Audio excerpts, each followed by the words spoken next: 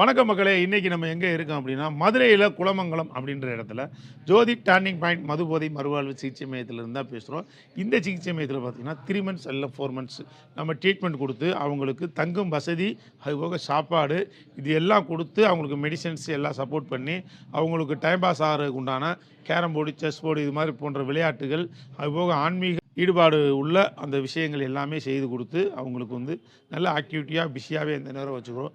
Yoga class, அதுபோக வந்து தியானம், இது மாதிரி நிறைய விஷயங்கள் நம்ம பண்ணி கொடுத்துட்ருக்கோம்.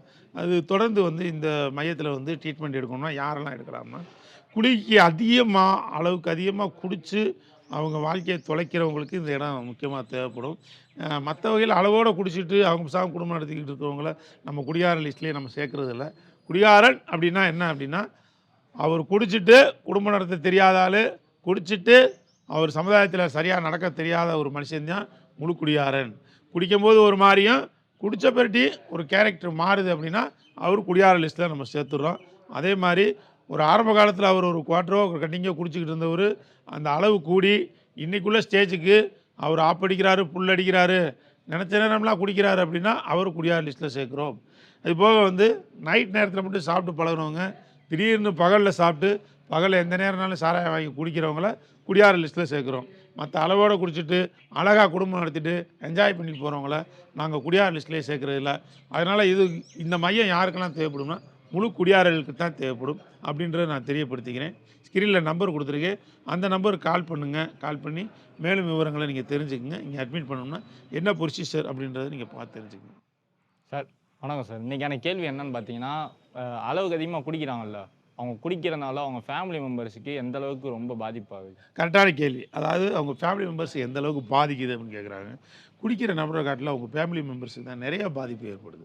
அதாவது பார்த்திங்கன்னா, எனக்கு தெரிஞ்ச ஒரு நபர், அவர் பாருங்கள் பயங்கரமான ஒரு குடியார் ஆகிட்டார். ஒரு காலத்தில் நல்லா ஒர்க் பண்ணிக்கிட்டு நல்ல ஒரு பயங்கர உழைப்பாளியாக இருந்தவர். மார்க்கெட்டில் வேலை பார்க்குறவர். மார்க்கெட்னா காய்கறி மார்க்கெட், சந்தைகளில் காய்கறி விற்பாங்கள்ல, அந்த மாதிரி ஒரு இதில் உள்ளவர்.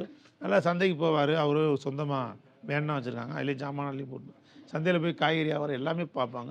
அவங்க ஃபேமிலியோடு நல்லா பார்த்துக்கிட்டு இருந்த மனுஷன் தான். திடீர்னு பார்த்தீங்கன்னா அவர் வந்து குடியினுடைய அளவு கூடிடுது. கொஞ்சம் கொஞ்சமாக ஆரம்பத்தில் கொஞ்சமாக குடித்தவர் அளவு கூடி எல்லாமே ஒரு பெரிய குடியாரன் அப்படின்ற நிலைமைக்கு வந்தோன்னா அவங்க அம்மா அதை வாட்ச் பண்ணிட்டே இருக்காங்க. பையனுடைய நடவடிக்கை கொஞ்சம் சரியில்லாமல் இருக்குது, என்ன பண்ணலாம் அப்படின்னு ஒரு மேரேஜை பண்ணி வச்சுருவோம். ஒரு பொறுப்பு வரும், நாளைக்கு அவனுக்கு ஒரு குழந்தை ஊட்டிடுவோம், பொண்டாட்டிகளுக்கு ஏதாவது வாங்கி கொடுக்கணும்னு தோணும். அந்த மாதிரி ஒரு மைண்ட் டைவர்ட் ஆகி இந்த குடிப்பழக்கத்துலேருந்து வெளியே வந்துடுவாங்க அப்படின்ற ஒரு அர்த்தத்தில் அவங்கலாம் யோகிச்சு அவங்களுக்கு உடனே அந்த கல்யாண வயசு வந்த உடனே மேரேஜையும் பண்ணி வச்சுறாங்க. ஸோ மேரேஜும் பண்ணி வச்சுட்டாங்க. அதுக்கப்புறம் ஒரு குடியை நிப்பாட்டுறாராம். மேரேஜ் பண்ண ஒரு 3-4 மாதம் அளவோடு குடிக்கிறாரு, கொஞ்சமாக குடிக்கிறாரு, வீட்டுக்கு தெரியாமல் குடிக்கிற மாதிரி குடிக்கிறாரு, இதெல்லாம் பண்ணுறாரு. பண்ணிட்டு அப்புறம் கொஞ்சம் நாள் ஆக ஆக என்ன ஆயிடுது அப்படின்னா அவங்களுக்குள்ள சின்ன சின்ன பிரச்சனைகள் வருது, சின்ன சின்ன இது வருது. அதனால் வந்து என்ன செய்கிறாருன்னா அவர் குடிச்சிட்டே தைரியமாக வீட்டுக்கு வர ஆரம்பிக்கிறாரு. என்ன குடிச்சிருக்கீங்கன்னா, நீ என்னைக்கு இப்படி சொன்ன, உங்கள் அப்பா இப்படி சொன்னார், உங்கள் அண்ணன் இப்படி சொன்னார், அதனால் நான் குடித்தேன், எனக்கு வருத்தமாக இருக்குது, சங்கடமாக இருக்குது அப்படின்னா அதில் ஒரு பிரச்சனை இப்படிமா போயிட்டுருக்கு. கடைசியில் அவர் என்ன மாதிரி ஐடியா பண்ணுறாரு அப்படின்னா, அந்த குடியை நிறுத்த முடியாமல் தன் மனைவினால தான் நான் குடிக்க ஆரம்பித்தேன், இதனால தான் நான் குடிய பழக்கத்தை அதிகமாக கொண்டு வந்தேன் அப்படின்ற ஒரு ஸ்டேஜ் மாதிரி ஒரு விஷயத்தை க்ரியேட் பண்ணி இவருக்கு குடியினுடைய பிரச்சனை, குடிக்காமல் இருக்க முடியல. ஸோ இவர் மேரேஜ் ஆயிடுச்சு, எல்லாம் பண்ணிட்டாங்க, எல்லோரும் தப்பாக அனுப்பாங்கன்னு ஒரு பயம். ஸோ எல்லா பள்ளியுமே இப்போ மனைவி மேலே போட்டுட்டு இவங்களால தான் நான் குடிக்கிறேன் அப்படின்ற மாதிரி ஒரு கான்செப்டை கொண்டு வராரு. அவங்க மனைவி ஃபேமிலி மேலேயும் மனைவி மேலேயும் இந்த பழியெல்லாம் போட்டு செய்கிறார். ஒரு கட்டத்தில் 2 குழந்தை ஆயிடுது, பெரிய ஆளாக வளர்ந்துடுறாங்க, எல்லாமே போயிட்டுருக்கு. இவருக்கு 30-40 வயசு வரைக்கும் ஆயிடுது. ஸோ வந்து பிள்ளைங்கள்லாம் படிக்கிறாங்க, வைக்கிறாங்க. இவருடைய நடவடிக்கைகள் மாறிட்டே இருக்குது. கொண்டு வந்த நகை நட்டை எல்லாம் தொலைச்சிட்டார். அது போக வந்து மாமனார் வீட்டில் எந்த அளவுக்கு அவர் காசு பணம் வாங்கி வசூல் பண்ணி குடும்பம் நடத்தினேன், அதுக்கு வேணும் இதுக்கு வேணும், தொழில் பண்ணுறேன் அப்படின்னு வாங்கி எந்த அளவுக்கு அதை டேமேஜ் பண்ணி அந்த காசு பணத்தெல்லாம் சீரழித்து குடிக்கு பயன்படுத்தி எல்லாமே பண்ணிட்டார். ஸோ ஒரு கட்டத்தில் எல்லாருமே கை வச்சுட்டாங்க. இந்த மனைவிக்கு கூட ஒரு உதவி பண்ண முடியலை, வீட்டுக்கு வாடகை கொடுக்க முடியல, எல்லா சூழ்நிலையும் இதாகிடுச்சு, பிள்ளைகள் படிப்புக்கு ஃபீஸ் கட்ட முடியல, பயங்கர சூழ்நிலை டஃப்பாகிடுச்சு.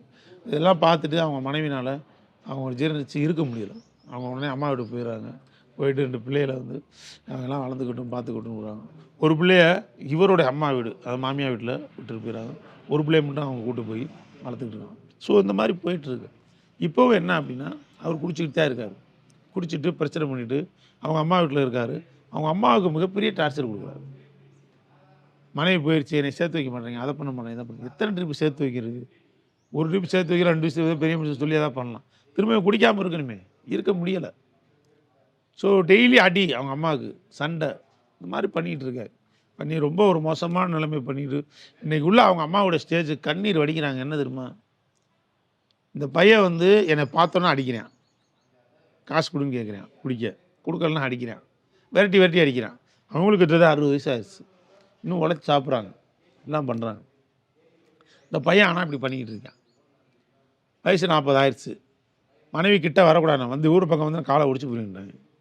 ஊருக்காரங்க எல்லாம் சேர்ந்து சொல்லிட்டாங்க, அந்த பக்கம் போக முடியாது, லாக் ஆயிடுச்சு. அம்மா தான் கிடச்சிருக்கு. ஒரே பையன், ஒரு பொண்ணு இருக்காங்க. அந்த பொண்ணு அந்த அவங்க அம்மாவுக்கு அவங்க கட்டி கொடுத்துட்டாங்க, அவங்க வேறு இடத்துல இருக்காங்க. ஒரே பையன் அவங்க அம்மா. சூழ்நிலை இந்த மாதிரி இருக்கு. பார்க்குறோட அப்புறம் அடிக்கிறான். என்ன பண்ணுறேனே தெரில, அழுகுது அந்த அம்மா.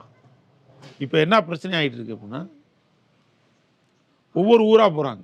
சொந்தக்காரங்க யார் வீட்லையா போய் நைட்டு தங்கலான்னு பார்த்தா, இவர் நைட்டு பூரா டார்ச்சர் பண்ணுறாரு, தொந்தரவு பண்ணுறாரு. யாரோ ரிலேட்டிவ்ல தங்கலான்னு பார்த்தா அங்கேயும் வந்து பிரச்சனை பண்ணுறாரு, அங்கே அசிங்கப்படுத்துறாரு. ஸோ இவங்க யார் வீட்லேயும் போய் இருக்க முடியல. மக வீட்டில் போய் இருக்க முடியல, இவங்க சொந்தக்காரங்க யாராவது வீட்டில் போய் இருக்க முடியல, இவங்க வீட்டிலே இருக்க முடியல. அடி தாங்க முடியல. அவங்க அக்கம் பக்கத்தில் குடியிருக்க முடியல, ஒரே பிரச்சனை. இப்போ என்ன பண்ணுறாங்கன்னா, நைட் ஆச்சுன்னா ஏதாவது வெளியூருக்கு போயிடுறாங்க. பழனி, ராமேஸ்வரம், திருச்செந்தூர், இதெல்லாம் பஸ்ஸில் ஏறி அவங்க ரொம்ப கஷ்டமாக இருக்குது. பஸ்ஸோ ட்ரெயினில் ஏறி நைட்டு ட்ராவல் அப்புறம் அங்கிட்டு முடிச்சிடறாங்க. நைட்டு போக வேண்டியது, திரும்ப ட்ராவல்லே வர வேண்டியது.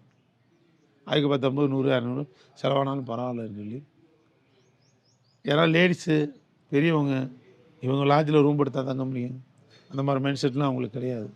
500 செலவானாலும் பரவாயில்லன்னு இங்கேருந்து அப்படியே ராமேஸ்வரம் போகிறது, அப்படியே அடுத்த வண்டியிலே திரும்பி மதுரைக்கு வந்துடுறது. பகலில் இருக்கிறது வீட்டில், பகலில் அவங்க தொழில் பார்க்குறதுக்கு போய் தொழில் பார்க்க எவ்வளோ கஷ்டம் பாருங்கள். ஒரு பிஸ்னஸ் பண்ணுறாங்க அவங்க அந்த அம்மா, ஊராக போய் பிஸ்னஸ் பண்ணக்கூடியவங்க. ஸோ இவ்வளோ தூரத்துக்கு அந்த ஒரு முழு குடியாரன் வீட்டில் வந்து பார்த்திங்கன்னா அவங்க ஃபேமிலிக்கு பிரமாண பாதிப்பு இருக்குது. முழுசாக இவன் பாதிக்கிறான் இல்லையா, ஃபேமிலி ரொம்ப பாதிக்குது. இவருக்கு பாதிப்பு இருக்குது, ஆனால் அவருக்கு பாதிப்பாக தெரியாது.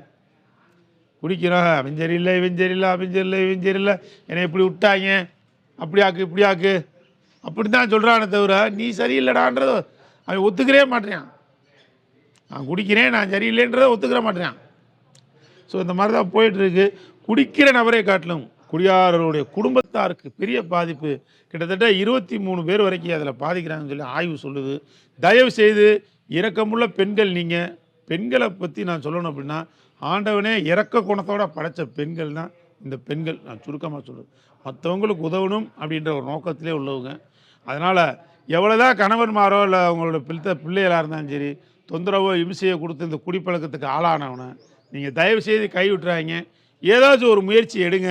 இந்த மாதிரி மறுவாழ்வு மையத்தில் சேர்த்து அவங்களுக்கு வந்து ஒரு விடிவு காலத்தை கொடுங்க. நாங்கள் இருக்கோம், கேரண்டியாக அவரை திருத்தி நல்லபடியாக நல்ல வாழ்க்கைக்கு கொண்டு வரதுக்கு நாங்கள் இருக்கோம். ஒரு காலத்தில் குடிக்கிறான், யார் புத்தி சொன்னாலும் கேட்க மாட்டேன், திருந்தே மாட்டேன்னு சொல்கிற ஸ்டேஜ் இருந்தது. இன்றைக்குள்ள விழிப்புணர்வு காலத்தில் கையில் உலகம் செல்ஃபோனு, அப்படியும் தட்டினா யூடியூப்பு, ஃபேஸ்புக்கு, இன்ஸ்டாகிராமு, அது போக பார்த்தீங்க அப்படின்னா கூகுளில் சர்ச் பண்ணாலே இந்த மாதிரி மறுவாழ்வு மையம் எங்கே இருக்குன்றது வந்துடும். நீங்கள் தாராளமாக இங்கே வந்து சேருங்க. இதுக்குண்டான ஒரு விழிப்புணர்வோடு இருங்க. ஒரு முழு குடியாரை இருக்கானா பயப்படாதீங்க, சங்கடப்படாதீங்க, வருத்தப்படாதீங்க, கவலைப்படாதீங்க. தயவு செஞ்சு இதுக்குண்டான வழி என்னன்ற தேடுங்க, ஒரு முயற்சி எடுங்க. அதில் பெரிய அப்பனா ஆண்டை விட்ட செயல் அப்படி கூட எடுத்துக்கோங்க. ஆனால் நாங்கள் முடிஞ்ச வரைக்கும் 95% அவரை ரெக்கவரி கொண்டு வந்துடுவோம். ஒரு 5% ஏதாச்சும் திரும்பவும் அதுக்கு ஒரு ப்ராப்ளம் வந்ததுன்னா அதுக்கு நாங்கள் முழு பொறுப்பெடுத்து செஞ்சு கொடுக்குறதுக்கு தயாராக இருக்கோம். தொடர்ந்து வந்து இந்த மையத்தில் சேர்க்கணும், ஒரு மனிதனை ரெக்கவரி பண்ணணும் அப்படின்னா எவ்வளவு என்னன்றதை நீங்கள் கீழே ஸ்க்ரீனில் நம்பர் கொடுத்துருங்க, அந்த நம்பருக்கு கால் பண்ணி நீங்கள் தெரிஞ்சுக்கங்க. இது போக குடிக்கிற நபருடைய சம்மதம் தேவையில்லை. அவர் வர மறுக்கிறார், சொன்னால் கேட்க மாட்டான், நீங்கள் ஃபீல் பண்ண வேணாம். அவர் சம்மதமே தேவையில்லை. அவங்க ஃபேமிலி மெம்பர்ஸ், அவங்களுக்கு உரிமையானவங்களுடைய சம்மதம் இருந்தால் போதும். நாங்கள் ட்ரீட்மெண்ட் கொடுத்து அவர் நல்ல வழிக்கு கொண்டு வரதுக்கு தயாராக இருக்கோம். அது போக ஆல் ஓவர் இந்தியா, தமிழ்நாடு டோட்டலாக வந்து நீங்கள் எங்கே இருந்தாலும் நாங்கள் கார் வசதி இருக்குது, கூட்டிகிட்டு வந்து நாங்கள் சிகிச்சை கொடுக்க தயாராக இருக்கோம். தொடர்ந்து நம்ம சேனலை ஃபாலோ பண்ணிக்கங்க, சப்ஸ்கிரைப் பண்ணிக்கங்க, பெல் ஐக்கானை கிளிக் பண்ணிக்கங்க. மற்றவங்களுக்கு இந்த வீடியோவை ஷேர் பண்ணுங்கள். தேங்க்யூ, பாய்.